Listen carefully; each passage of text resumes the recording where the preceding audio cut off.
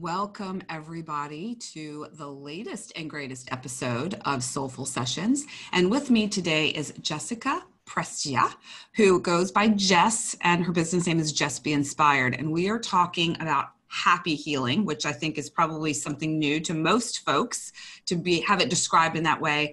We're going to be talking about meditation, crystals, all things metaphysical, as well as many other really super fun things. We're just going to see where this captivating conversation goes.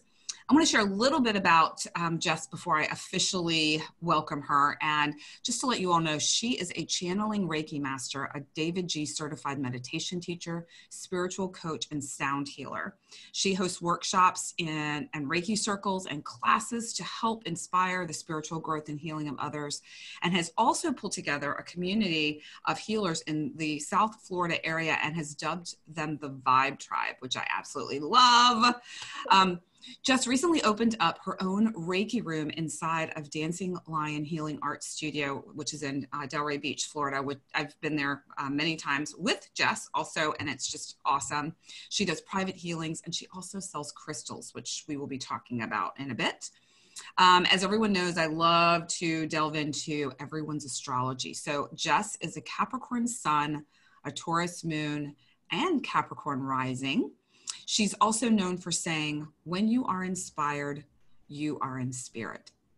All right, just a quick little housekeeping bit. If you are looking for Jess, I'm going to tell you now and probably several times throughout the show, she can be found at jessbeinspired.com. And you can also find her on Instagram and Facebook at Jess Be Inspired as well. So welcome, Jess. I'm so happy you're here.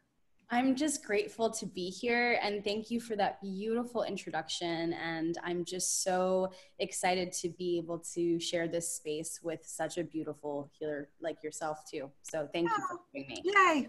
Thanks, Jess. So let's talk just briefly about your astrology. So Capricorn Sun, tell us, me included, what you know about your Capricorn Sun sign. So the one thing that I do know about my Capricorn Sun sign is that it's really known for being the hard worker and for having this like ambitious work ethic. Yeah. So I feel like that is definitely something that relates to me. And the fact that when I actually did my chart to find out that I have Capricorn also rising, which I don't know exactly what that means, but I was like, yeah, I definitely feel that Capricorn working ambitious energy for sure. Well, it's funny, for the listeners, before we began recording, I actually was tuning into Jess's energy, and the thought that kept coming into my mind was, does she ever sleep? This girl needs to rest, sleep and rest. And, here we go, opening up the show with just that, like this hard worker sort of, always on the go energy. It's like the sea goat or the mountain goat. It's that like constant, like one step after another, like work hard, reliable. There's a prudence in the energy. There's definitely that very steadfast sort of energy. And then we'll just kind of skip over to the rising or the ascendant with Capricorn. Yeah. And so basically the rising and ascendant is about what you're here to step into, what you're here to rise into. So what's interesting is when you have the same sign, there's an aspect of it that you might be missing. So maybe you do work really, really hard and you're putting your 110% into it, but you're losing your sleep, or there's something that's a little bit out of balance.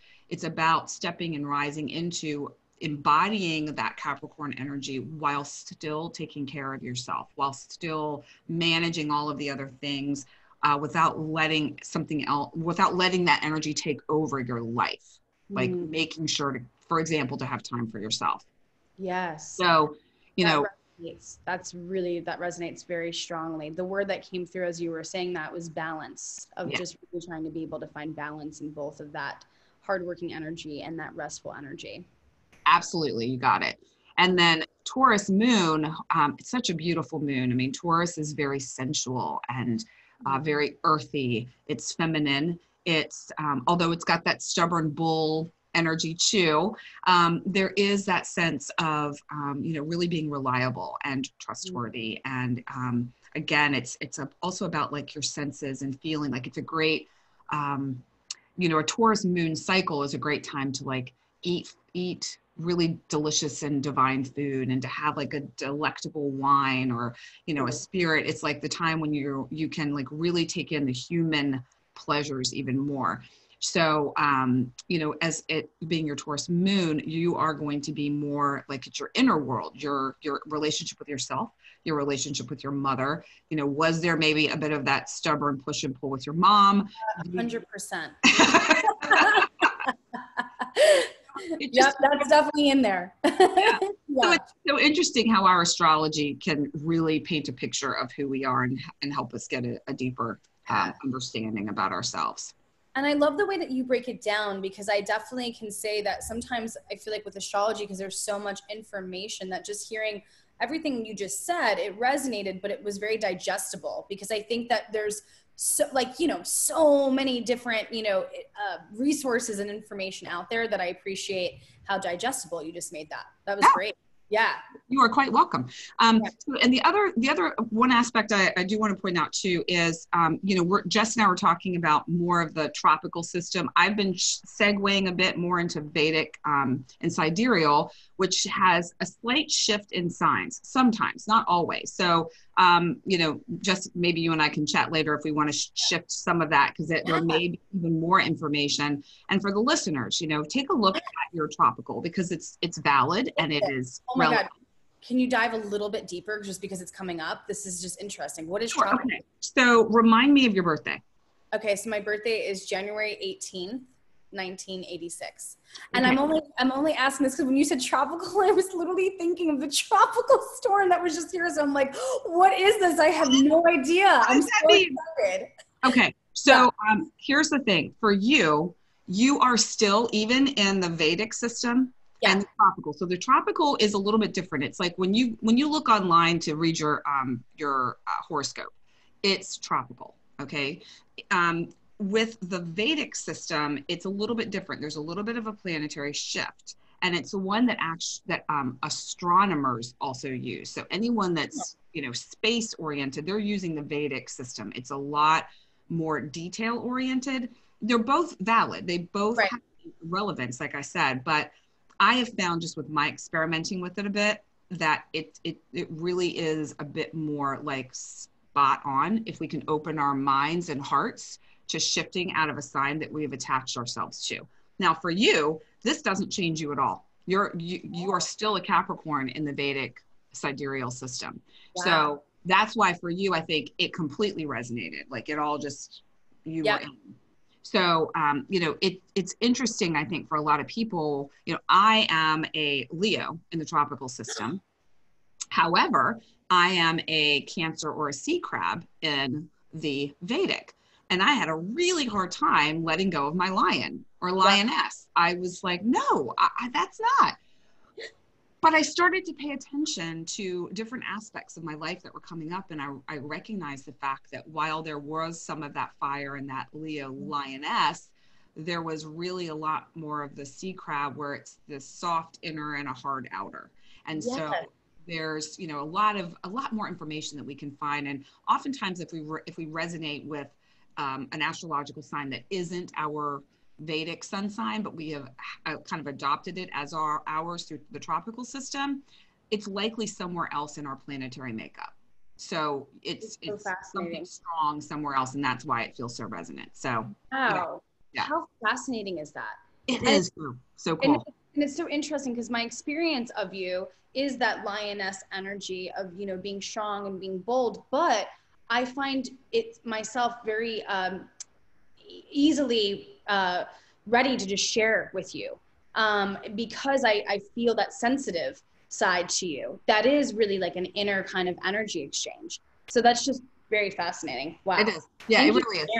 Yeah, super cool. Thank you for listening. Yeah. So, all right. So Jess, so I'd like to ask you a question I open up all my shows with.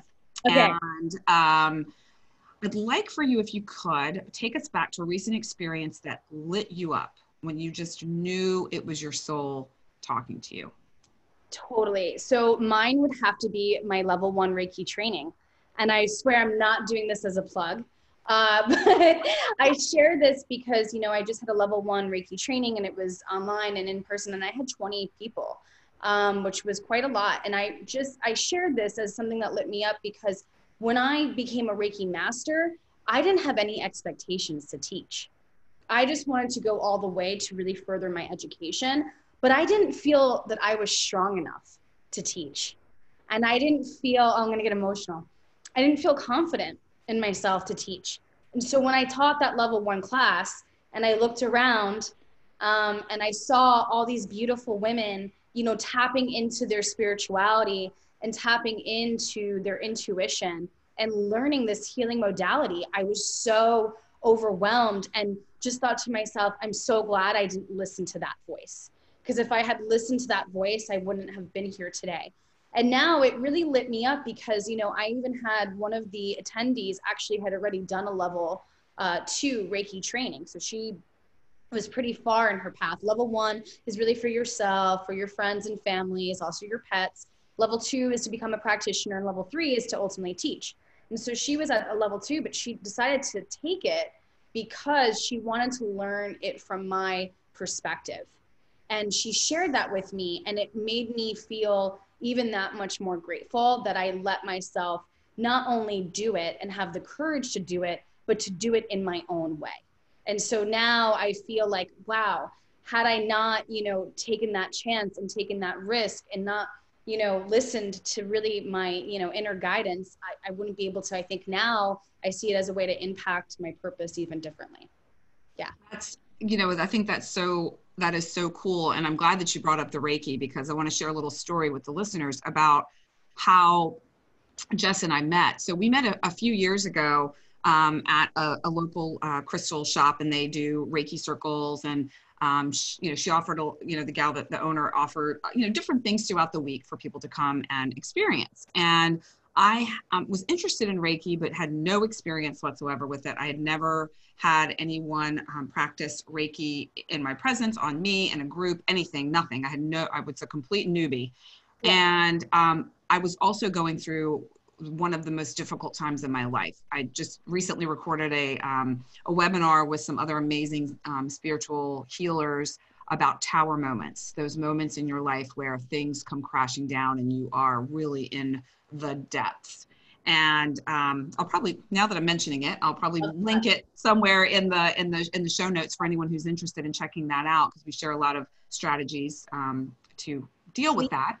Please, I'm having tower moments. I love that you phrased it as such. It's such a beautiful way of looking at it. But sorry, go ahead.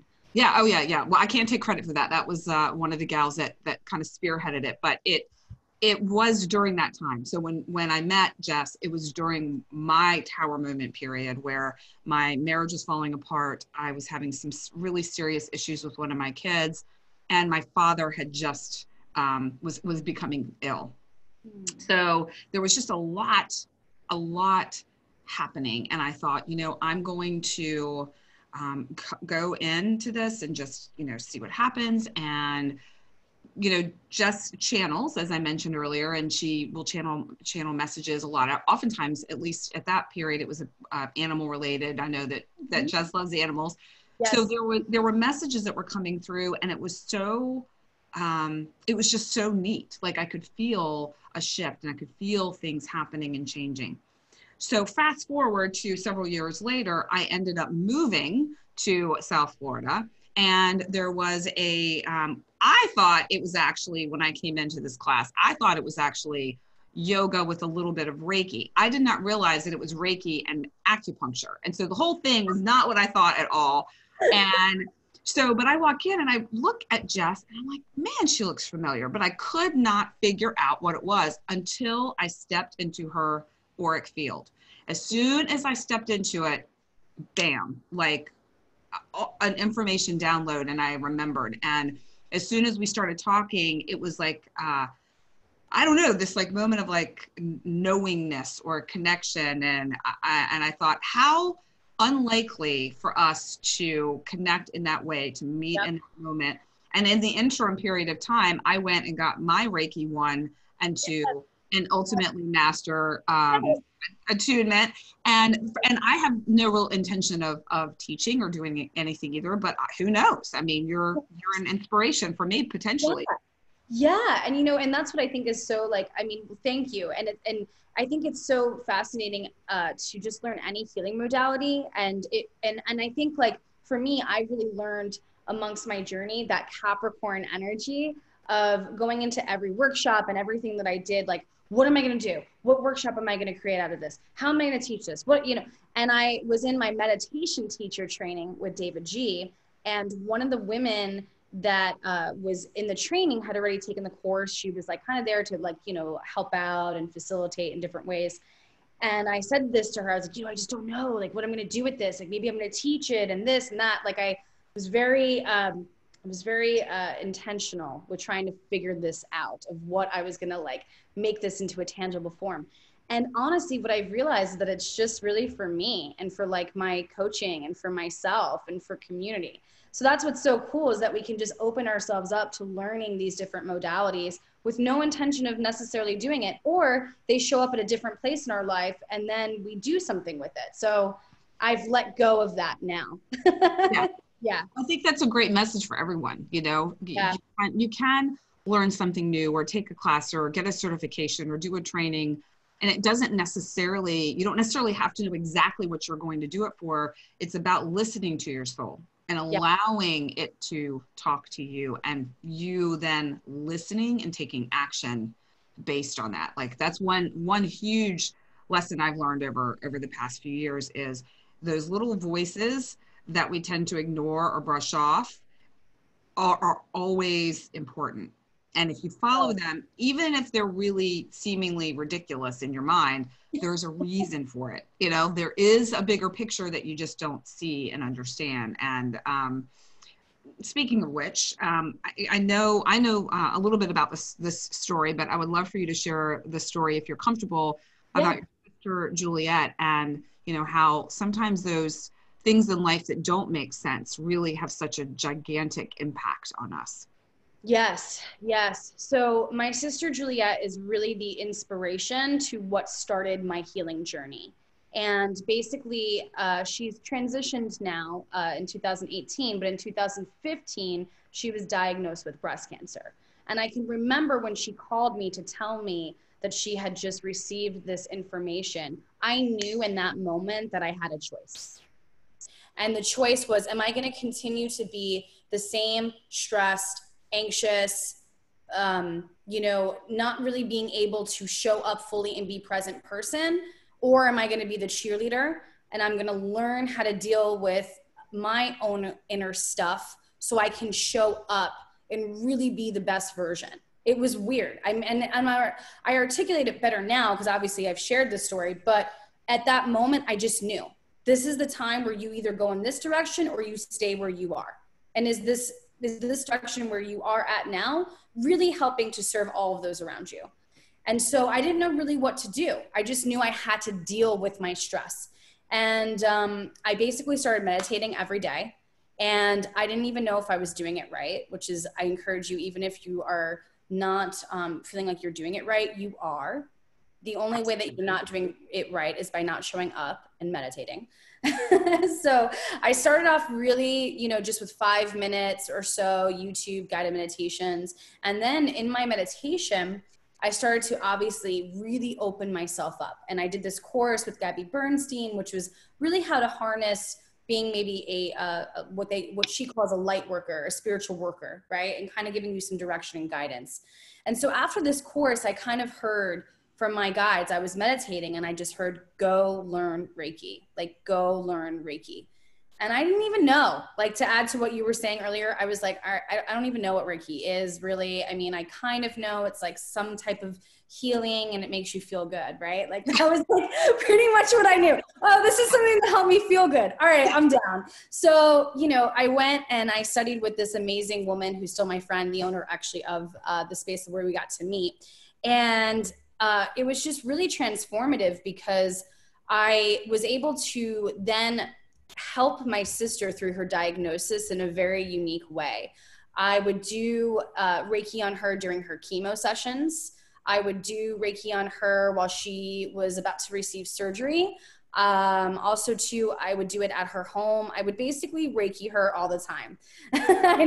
and I share this because, you know, it really taught me a couple things. And then I started obviously working and doing Reiki, you know, as becoming a full-time, you know, practitioner. But for me, well, really part-time at the time, but, you know, so for me, I never went in it to the attention of, because it didn't make sense. My sister was the healthiest person. She had, you know, done yoga every day, tons of kale. Like, I mean, even growing up, I was always annoyed with her because I was like, I just want to eat like pizza. I just want to eat a hot dog. And she's like handing me like a tofu substitute hot dog. And I'm like, this isn't so she had done all the things right. So none of it made sense, but all I could offer in that moment while doing the Reiki was a way to help her just relax, and a way for her to just help her body just maybe energetically release. And that's why we had such a great energy exchange, and it taught me a lot. It taught me a lot that, like, if you go into a healing modality looking to cure anybody, including yourself, that should never be your intention, you know, and that your intention can just be to provide whatever energy is supposed to be channeled in to help the person just feel for that moment, perhaps disconnected, or just to receive some of that healing energy.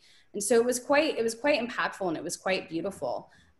So that's where I feel like it's really been my purpose, because it's the only thing that I've ever connected with that wasn't something that I even looked to do, but was really brought to me. That's real. I mean, that's so beautiful. And I think, you know, when you were talking about healing and, you know, bringing that energy in for your sister, obviously it didn't quote unquote heal her, but right. It brought in, you know, kind of to bring back the title of this episode, Happy Healing, is you gave her a sense of peace and potentially happiness in that moment. And that in and of itself is healing, even if you're not truly healing the disturbance in the body.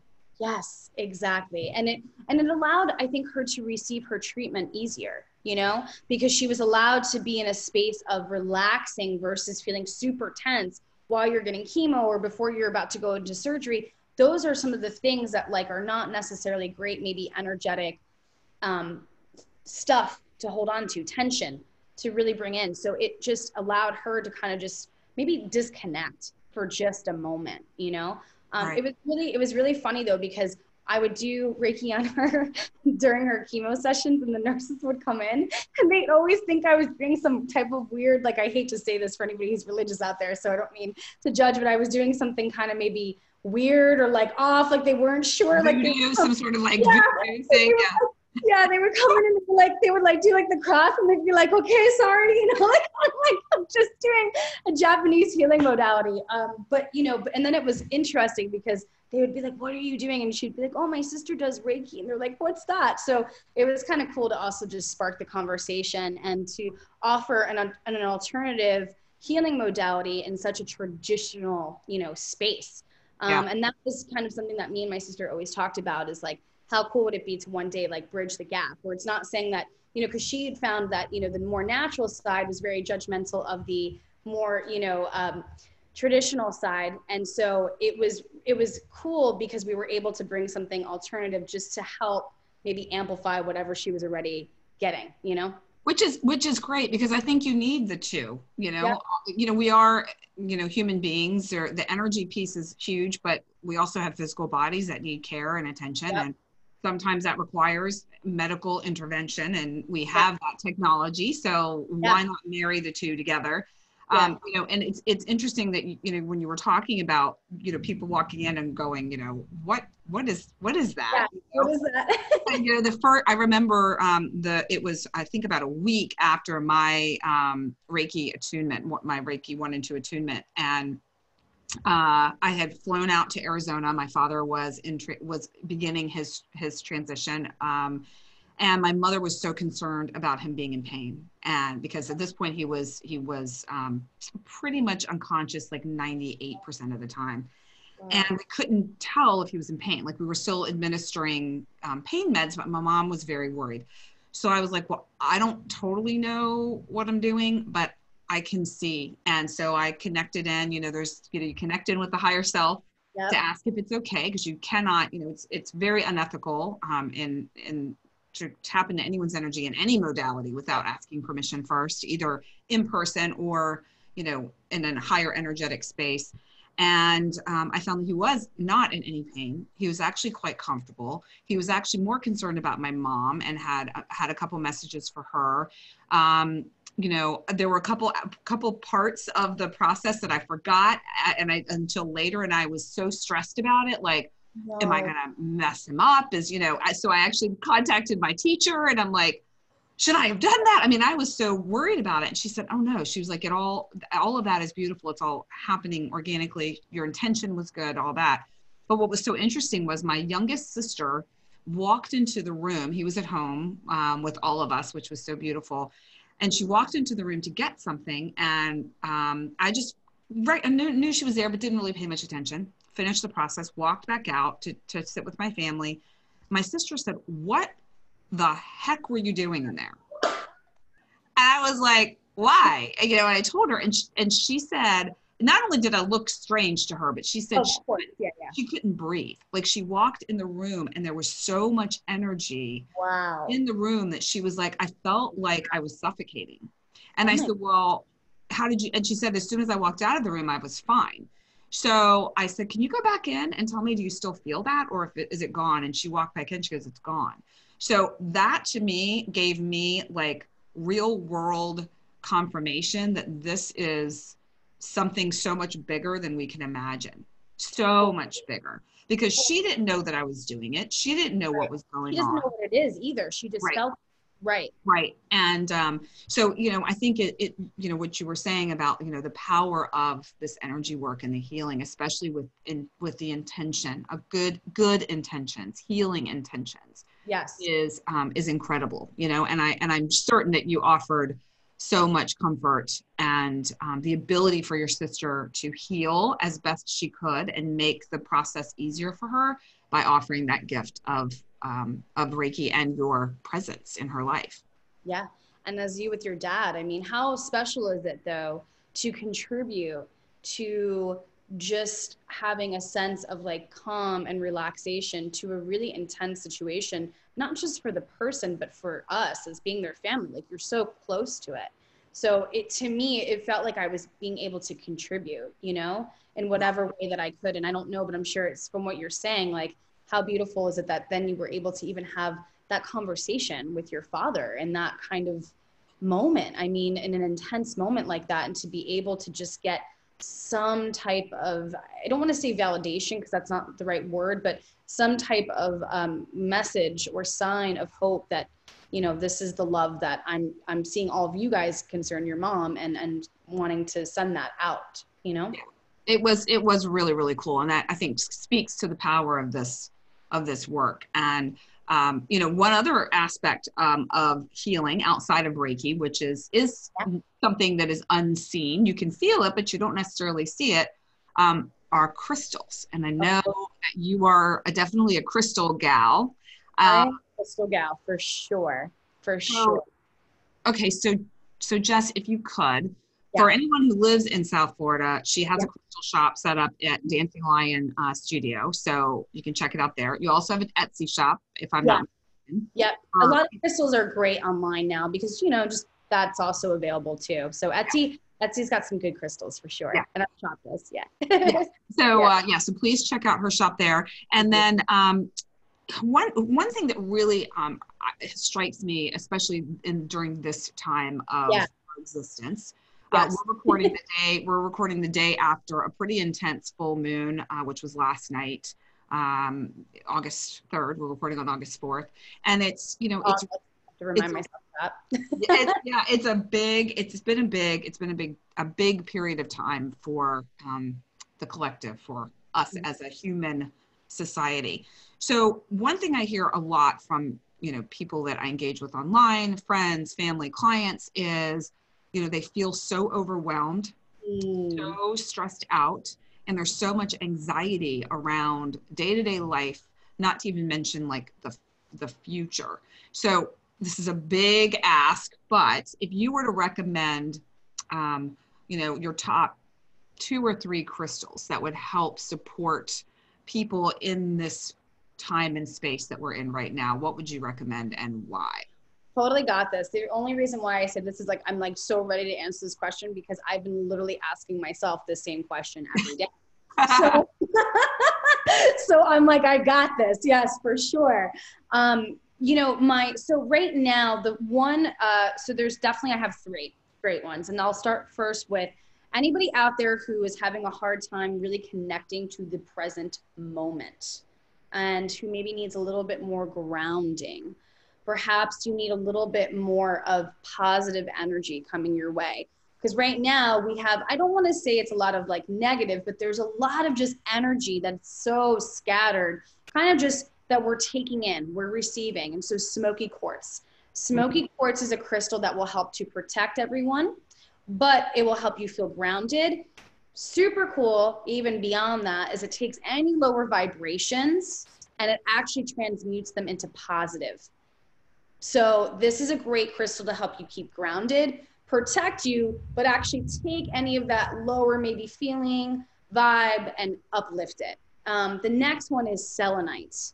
Oh, God, I can't even live without selenite right now. So true story. I actually took at the Reiki room, I took the back of the door and I infused the paint with selenite so that you could, cool. Yes. So you could come in and you can feel the door, but as soon as you walk in, it's my intention was, boom, I want everyone to feel this cleansing energy as soon as they walk into the space. I love that. I'm actually, now I want to do that not in my workspace, but on my bedroom, just to which is also my workspace actually. Love it. Yeah, love that. Okay. Yeah. So very super easy. You can just basically get, the crushed crystal of whatever you want to work with. Make sure you pick a crystal that obviously is something that you feel like you can hang out with all the time, right? I might want to, for instance, have a lapis lazuli that's for your third eye and intuition, maybe all the time, vibed out with me in a certain room. But selenite is so great because what it does is it helps to cleanse an overactive mind. And so right now our minds are zzz, they're so buzzed with all this information and we can very much get into our heads. And so selenite is going to help to just cleanse all of that chatter. The cool thing about selenite too is that you can place it next to any crystal and it will actually cleanse the energy as well of that crystal. So that's what's super badass about selenite. And the other thing that's really cool with selenite, and this was also part of my intention when putting it onto the door, was not to just infusing it for cleansing purposes, but infusing it because selenite really helps you connect to your purpose. You can meditate with selenite, and I found that during this pandemic, although it's been so upsetting in so many different ways, and I don't want to discredit that, but you also have a lot of people that are waking up, that are starting to just ask questions do I really love what I'm doing? Is this where I feel like I should be? Or they've gone into this inner journey with themselves of just maybe perhaps just asking the question. That's it. So you have a lot of people that are kind of starting to just open up their mind. And so selenite's a great crystal to meditate with to kind of help you connect to maybe seeing visions or getting a little bit of clues into what are some downloads for you on your guidance to your higher purpose. That's awesome. And so for folks who may or may not be familiar with selenite, one thing that people may have seen if they're at all in this sort of sphere is a selenite wand, which look, we're totally on the same page. That's actually a big one. Mine's like this big. No one can see me because they'll be on a podcast, but mine's a foot long or so. But yours is talk about a badass selenite wand right there. And it's a great, I love that to use to, clear my field, or cards or, just anything. It's really a great all around cleanser. And I love that you're sharing that because it's so I'm curious because I feel like a lot of people right now, it's we're so into the thing of cleansing, but we need to remember to not just cleanse our hands and our stuff, but our energy field. So I'd love to know what do you do with the selenite for yourself when you're cleansing it? So, so when I do it for myself, what I'll do is I usually will start with just a a meditation which grounds me, but also I'm connected. So I've got kind of this energetic flow happening. And then I set an intention, because usually when I'm called to use my Selenite Wand on myself, there's something going on with me. Like I'm looking to clear something, settle something, move something.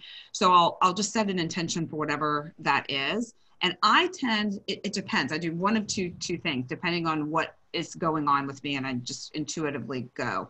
I will either cleanse from my head, and I go from usually start from my head down and then back up. Sometimes I'll do it like the front of my body down and then back up the back.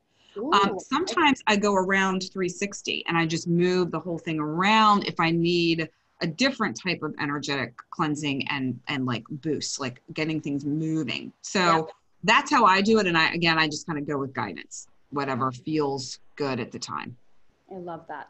And I love the 360 and kind of going down, because with crystals, there's also different shapes, which also is a whole different, podcast, but you know what I mean? There's different shapes. And so it's interesting what you're saying, that you go around in a circle when perhaps you need a different kind of energy boost versus kind of doing it in a more linear structure. So right. Yeah. And then the last one I would say right now is, and I know this is like just such a popular crystal, and I literally have these here, which is so funny because I did not plan this. I was actually outside. Is rose. This is why I have them around me, because I need it right now, clearly. Is rose quartz. Because I think that we need to be reminded to give ourselves a little bit more love. This has been a really intense time for so many people, or maybe it's been even an intense time in even really great ways, right? But we're feeling the energy so much. We're seeing, our world really change. And so I think it's so important that we really bring in some unconditional love and a little bit of just that heart energy, to just be a little bit more compassionate. The other cool thing too is I've noticed that, some of my clients have been really having a hard time maybe sleeping during this whole time. And so rose quartz is actually a really good one to keep by your bed, to help promote a little bit of a healthier sleep pattern, and to help you ease in to your dreams. So wow, I did not know that. That's awesome. I will pass that along to my clients as well. Yeah. So so this is really interesting. I had a friend reach out to me. This was like a couple years ago. And she said her daughter is having a really hard time sleeping and having these night terrors. And so I actually meditated and I envisioned rose quartz by her bed. And I was like, I don't know why I'm being called to, to share with you to use rose quartz. I didn't even know that this was actually something that rose quartz was good for. Then fast forward years later, I'm creating a crystal workshop and I'm looking up the properties of rose quartz and I'm like, oh my God, because it literally talks about, and I didn't know this either, how it actually helps to promote healthier sleep patterns. That is really cool. Yeah. The other one aspect of many of rose quartz that's super cool is it's also a really great stone for support when dealing with grief. So if anyone has lost loved ones, a job, or just grief around the sadness and the heaviness of what's happening right now, it's a really supportive stone to help you process that a little bit more gently. Yes, because there's so much loss. It really, there is. So I love that you mentioned that, because it is something that is important right now. Yeah. For us to just have that support. Yeah, it is. It's really beautiful. So I just kind of want to circle back ever so quickly to the meditation piece, and also a little bit about sound healing. So some people may be familiar with Davidji, some people may not be familiar with Davidji. And the reason I bring this up and just want to emphasize this a little bit is that he worked with Deepak Chopra years ago, kind of went off on his own and did his own thing, but he's got a really there's a very gentleness about him. I kind of equate Davidji with rose quartz almost.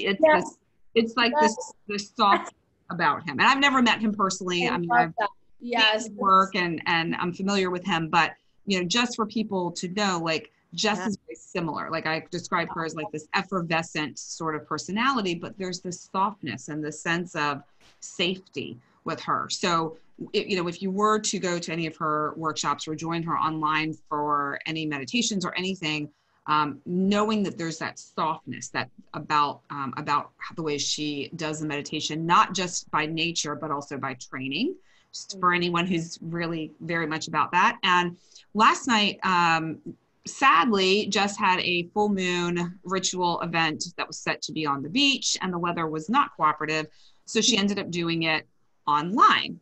Well, we were talking about this earlier, just happened to find it online. I'm usually not on my phone at night, especially before bed, but I was having a little trouble sleeping. I need to get some rose quartz by my bedside, apparently. And, and she did the sound healing with a friend of hers using, I don't know exactly what you used because my eyes were closed, but I know that you had, you had a crystal singing bowl, you had some chimes, you had, I don't know what that little device is that you, instrument. I make it sound like the wind chime at the end that wasn't cooperating, but But it was so incredibly relaxing and exactly what I needed. So if you don't mind sharing a little bit about sound healing and the maybe a little of the science behind it for folks who aren't familiar. Yep. So I love sound healing, and it's something that I've gotten more into on my journey, and definitely exploring using different instruments and so forth. And so why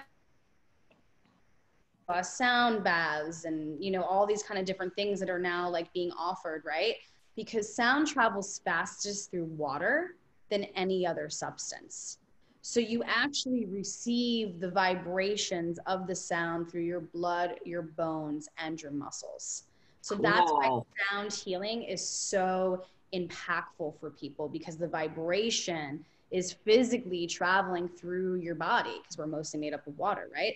And so there's so many different instruments that you can kind of use that are in different frequencies and so forth, that really align with our different chakras and our energies. And so without going too deep down the rabbit hole, but like, for instance, you have crystal singing bowls, and those are usually made of clear quartz. And so the properties of quartz, of focus, they also help to align all your different chakras. So if you're going to a sound healing where perhaps they're using a lot of clear quartz bowls, you're going to feel very balanced. You're going to feel very aligned, because you're also receiving the properties of that crystal. I have also an Alchemy Bowl, very expensive instrument. I only say this because I'm like, I love it, but I'm like, anybody out there, when you look up an Alchemy Bowl, if you're inspired, get ready to invest. These are really cool because they actually are, they take another crystal and they actually infuse it. So then you're getting the properties of also that crystal. So I have one that's in ruby, because my sister's nickname for me was Ruby. So you're getting the properties of the ruby crystal, and it's just has even a different sound quality. But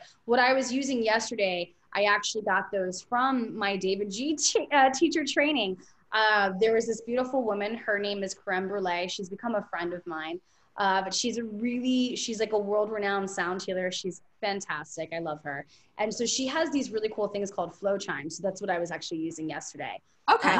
But so sound can just be really a cool journey. And I think that anybody who's kind of like into music, or into just maybe you feel the energy of of a song, right? It's the same thing. It brings a different, you hear a song that's like sad, you feel sad. It's the same thing almost with sound healing. Like you feel the healing vibration. So it's just very impactful. Yeah.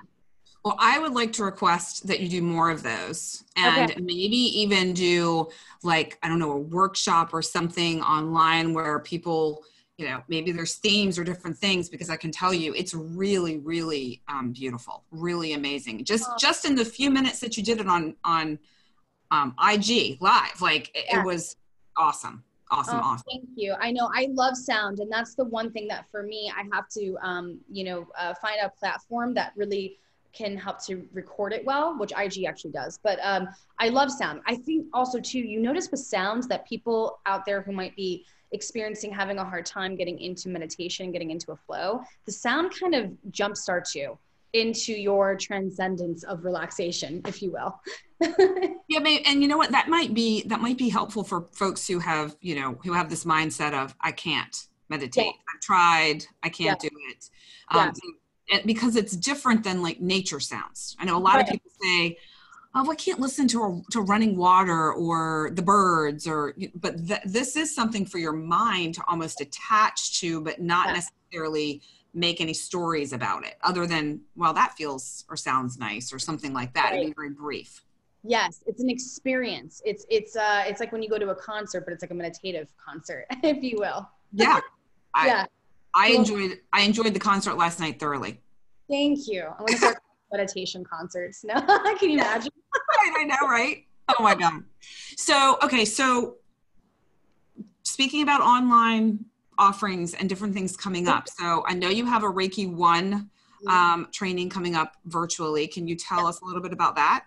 Yeah, so my level 1 Reiki training is going to be offered online and also in studio for any of those who are local. I know that some people still like to, prefer if they can to come into studio. No worries. Either way, you'll receive an awesome level 1 training. And what my intention with my level 1 Reiki training is, obviously, you become certified. You can get, your attunement with me. Which is a beautiful, beautiful like rite of passage. But I wanted to create the course to have people really connect to their intuition and to really be able to empower whatever you have kind of going on in the sense of whatever you feel or you sense, to just amplify it. So it's very interactive, and it's meant to really help you tune in to yourself as a healer and kind of start to ask yourself, what that looks like, and where you can maybe really harness all of your natural talent and use it in a beautiful modality. So that was my intention when creating the course. So it's a little unique and different, but I couldn't have it any other way.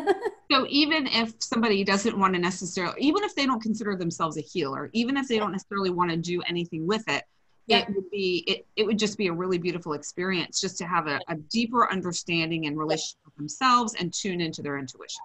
And what's so nice is I actually had one of the attendees that was so not at all like into this stuff, right? But kind of happened to be on the path and came in. And it was so interesting because what I love about level 1 Reiki is that it's just really for you to like, in my course is really kind of diving deep into each of the chakras. So you can see where you want to send yourself some healing love. So it's also really about you learning yourself in a way that's very deep, and then being able to send Reiki healing to wherever you feel like you need it. So it's quite powerful. I'm really proud of it. So yeah. Oh, that's so exciting. Okay. So if people would like to sign up, where do they go?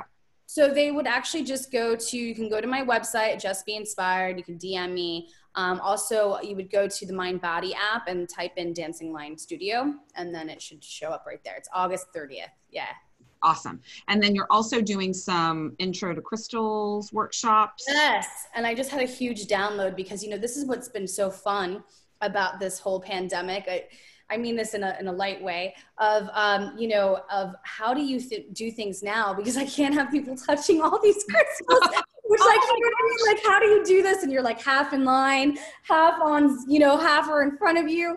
So I just had a really cool download for an exercise that I'm going to do that I'm like so excited because it's, you got to really start to think outside the box.